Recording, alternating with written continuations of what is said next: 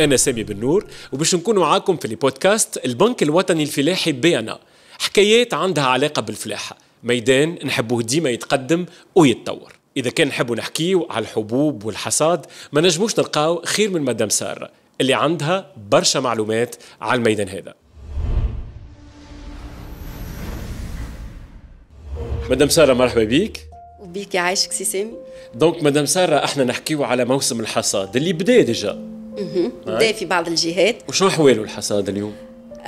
اثنين ان شاء الله لاباس، ان شاء الله يعوض علينا الخسائر نتاع عامين التالي ان شاء الله. هذا موسم باهي. اي ان شاء الله. نجموا نوعا ما اللي تكون عنا معناته ارقام قياسيه في بعض الجهات بالنسبه لهذا الموسم.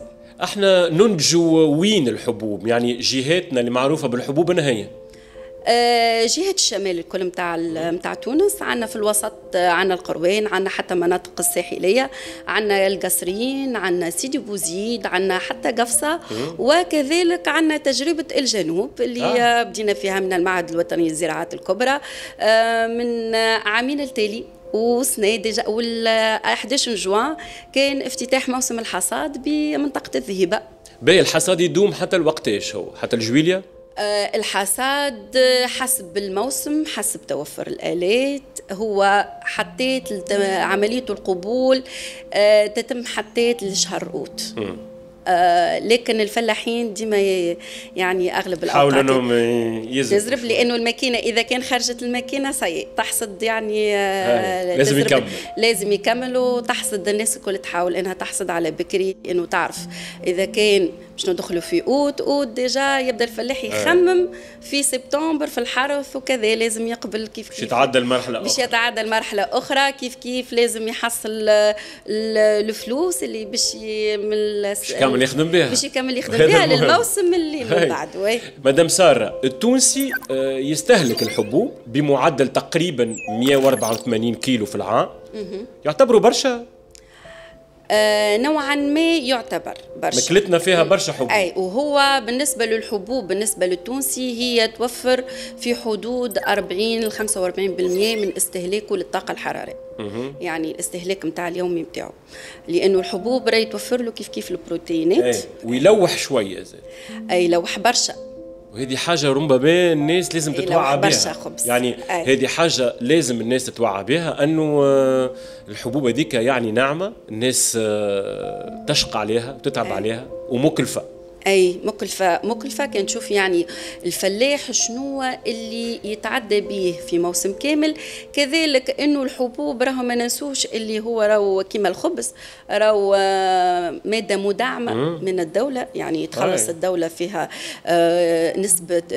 نسبة مئوية كبيرة باش تنجم توصل للمواطن البسيط. هذا بينا نستحفظ عليها باش هيك الفلوس اللي كانت ماشية للخبز المطيش نجموا نعملوا بها تمشي الحاجة أخرى تمشي للصحة، كيف تمشي للفلاحة، كيف نمشوا باش نطوروا بها الفلاحة. دونك احنا ننتجوا في تونس تقريبا قداش من قنطار احنا من الحبوب احنا والعام.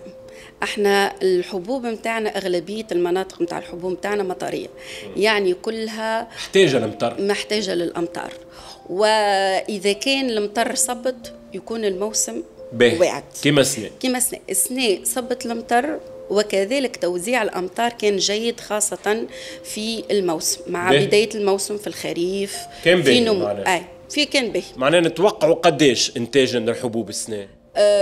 بحسب الأرقام توا نتحدثوا على توقعات اللي ممكن تفوت 18 مليون قنطار. تفوت 18 مليون قنطار. وإحنا نحتاجوا كل عام في حدود حسب يعني دراسات في 30 مليون قنطار يعني كمعدل. معناها في المواسم اللي هي جافة ولا صعيبة احنا ننتجوا 5 6 8 حاجة هكا. أي عنا العام 2023 كان موسم يعني في التاريخ يتحط موسم صعيب برشا. في التاريخ. أي موسم بمعنى إنه الفلاحين زرعوا يعني من صار الإنبات. شنو مشاكلنا في الحبوب احنا عنا بخلاف التغيرات المناخية وربما الانحباس نتاع الأمطار، شنو مشاكلنا؟ ثم المشاكل الخاصة بالفلاحين، يعني مشاكل خاصة، مشاكل عقارية، عندك مشاكل كيف مشاكل مادية، الفلاحين عندك لازم تعرف اللي عندك أكثر من 60% من الفلاحين يعتبروا صغار الفلاحين، وكي نحكوا على صغار فلاحين يعني فلاح اللي عنده من 10 هكتارات فما أقل. أي. كذلك عندك مشاكل أخرى اللي هي مشاكل الانجراف متاع التربة. أي. عندك مناطق توا تعرف برشا بمشاكل انجراف التربة، وإذا كان صار انجراف التربة فإنها الطبقات الخصبة للتربة فإنها مع أي تتأثر مع أي الأمطار نعرفها كالأمطار الخريفية خاصة، واللي تبدأ مع الحرث متاع الفلاحين تجي ساعات أمطار خريفية كبيرة برشا بكميتين فإنها تجرف معها وهذا مشكل لأنه أنت طبقات الخصبة من الأول إذا كان جرفت طبقات الخصبة كي نزرعوا باش عنا تأثر كبير. وهذاك علاش كذلك أن احنا في الحراثة كتقنية الحراثة فإن نقوم كيف بأيام إعلامية مع جميع القطاعات المتداخلة باش نوريو خاصة الفلاحين اللي في المنحدرات كيفاش يحرثوا. يعني انت لا تكنيك تتبدل، لا تكنيك بطبيعه انها تتبدل في المنحدرات بارابور اللي انت موجود في بلاصه يعني مسطحه. فما الخسائر زاد، الخسائر اللي تظهر في مواسم باهيه معناها. هو عاده تظهر في المواسم الباهيه خاصه كي تبدا يعني مرتبطه بالالات الالات الحصاد.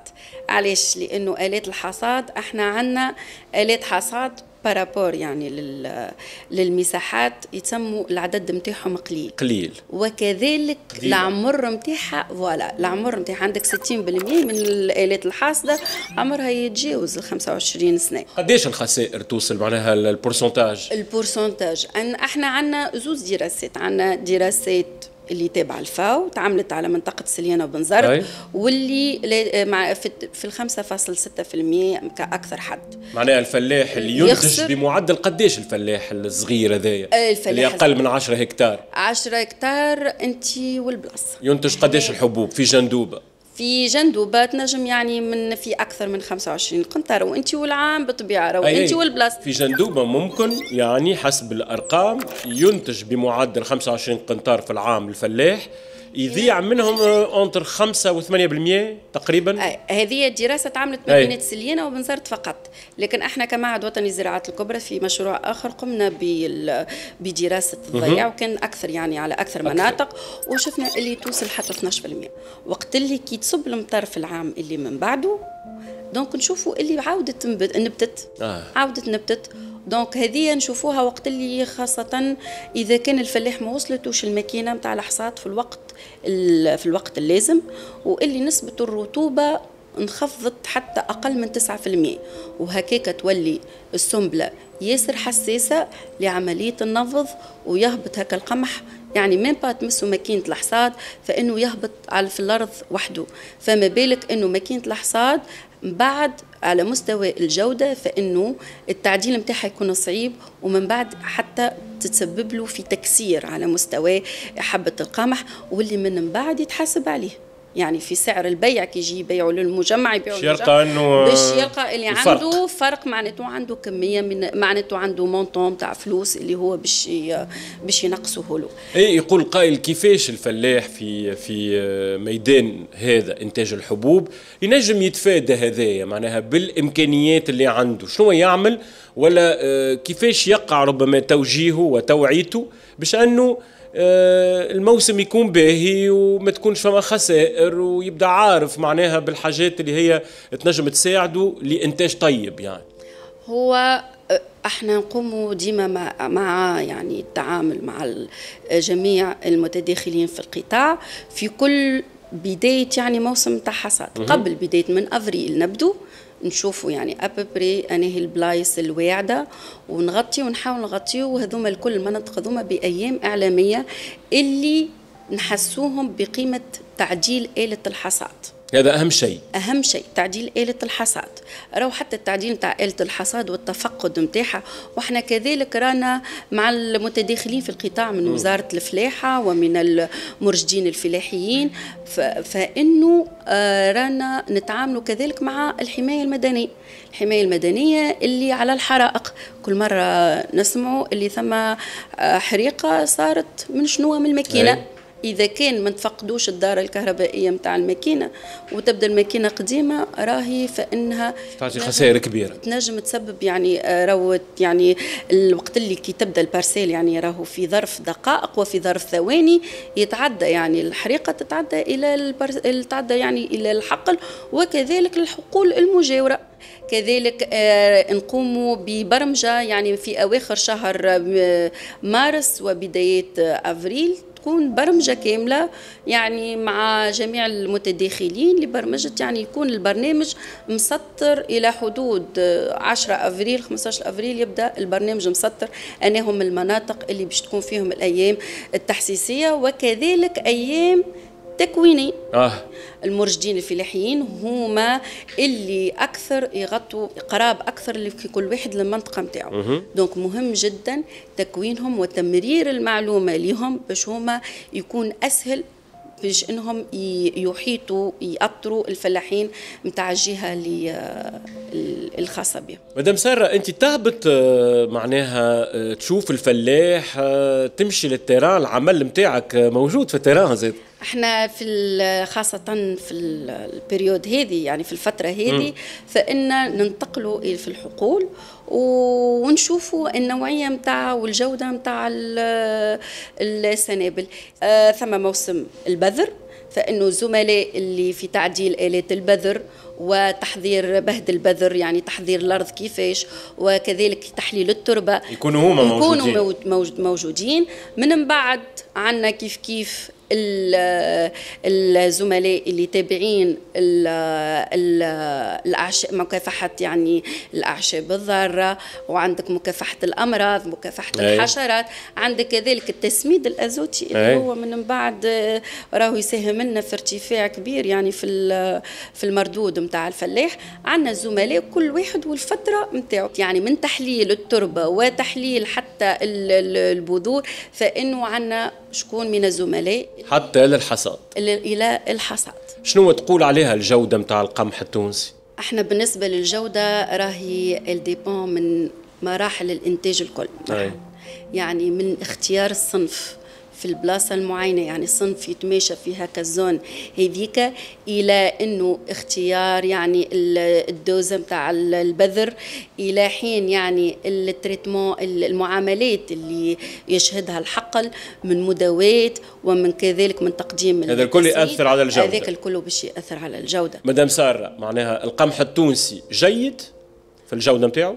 إذا كان نحترم المعاملات فإنه بطبيعة تكون الجودة جيدة، ولكن الفلاحة ديما محتاجين تمويلات. احنا في المقر بتاع البنك الوطني الفلاحي بيانا، واللي هي الشريك للفلاح وعندها تاريخية الشراكة ذي موجودة معناه. يعني الفلاحة يقولوا لك يقابلوك يقولوا لك انه مثلا فما شكون سند، فما دعم مادي، فما التمويلات اللي استفادوا بها، هذا يأثر على انتاجهم. هو بطبيعة فما حكايات هكا تسمعهم. هو بالطبيعة يعني ريت التمويل متاع الفلاح خاصة في بداية كل موسم، فإنه يخليه يقتني جميع مستلزمات الإنتاج. الفلاحة في موسم الحصاد، ولكن يحضروا بيان سور بعد الحصاد يحضروا الموسم جديد. بالطبيعة الفلاح ما يرتاحش، مخه ديما يخدم. الفلاح على طول العام لأنه ما ثمش فلوس باش تجي هكا على جنب. الفلاح اللي يخدم أرضه راهو هذيك هي يعني الرزق متاعه ورزق صغاره. مدام سارة، شكرا ليك، ميرسي بوكو انك كنت معنا اليوم باش نعطيو هالمعلومات هذيا اللي افدتنا بها. يعيشك، وان شاء الله ديما العام صابه كما نقولوا. ان شاء الله ان شاء الله ان شاء الله ربي يوصل بالسالم ساعه صابه، وان شاء الله يعني الفلاحين يكون الموسم هذا يعني يعوضهم على زوز مواسم نوعا ما صعب برشا. ان شاء الله الموسم الجاي خير ان شاء الله ان شاء الله.